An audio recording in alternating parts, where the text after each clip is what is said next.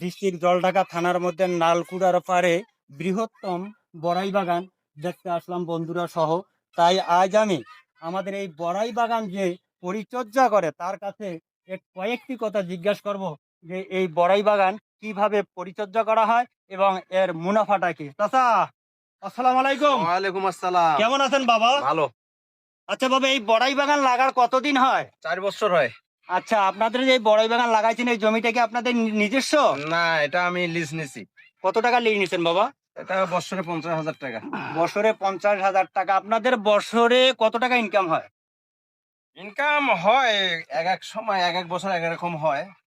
এটা ফলনের উপর ডিপেন্ড করে ফলনের উপর আর কি। ডিপেন্ড করে। আচ্ছা, এগুলো আপনারা কত করে কেজি বিক্রি করেন?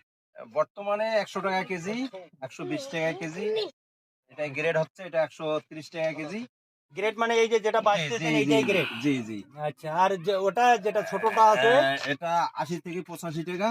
আচ্ছা আচ্ছা, এই বাগানটা পরিচর্যা করতে আপনাদের কত টাকা ব্যয় হয়েছে এ পর্যন্ত? প্রায় 8 লক্ষ টাকা। 8 লক্ষ টাকা। জি। এখন পর্যন্ত কয় বছর হয়?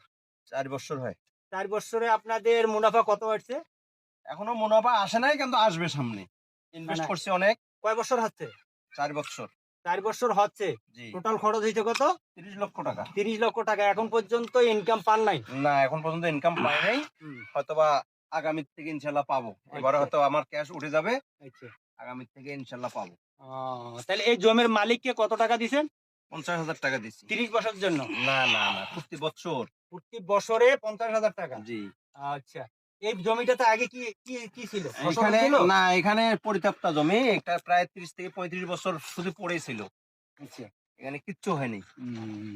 আচ্ছা, ধন্যবাদ চাচা। প্রিয় বন্ধুরা, আপনারা দেখেন এই বাগানটা আগে ছিল একদম বালুচর।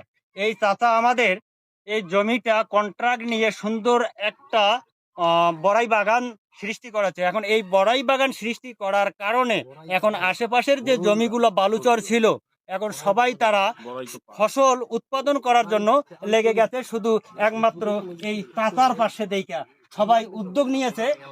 এখন কোনো এই এলাকায় পরিত্যক্ত কোনো জমি নাই। প্রিয় বন্ধুরা, আপনারা যদি এরকম কোনো উদ্যোগ নিয়ে থাকেন তাহলে অবশ্যই নীলফামারী জলঢাকা থানার লালকুড়ার পাড় ডাঙ্গায় এসে এই চাচা মিয়ার সাথে অবশ্যই যোগাযোগ করবেন। সবাই ভালো থাকবেন, সুস্থ থাকবেন। আল্লাহ হাফেজ।